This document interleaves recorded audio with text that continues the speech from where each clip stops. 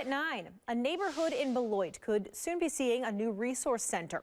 WMTV's Shayna Najawin went to the area today. And Shayna, the Next Steps Family Resilience Center will be housed at an abandoned school that's been closed for years. That's right. The former Royce Elementary School shut down in 2011, and the building has sat untouched until now.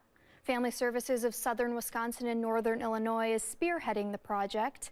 CEO Kelsey Hood Christensen says the Resilience Center will feature income-based housing and support for single parents and families with young children.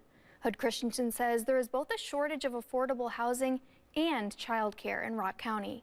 We know that there is a significant shortage of affordable and available housing in Rock County, as well as many communities across the country, and that also couples with childcare. Childcare, there's a chronic shortage of that. Our wait list is extensive. There are not enough spots to meet the families.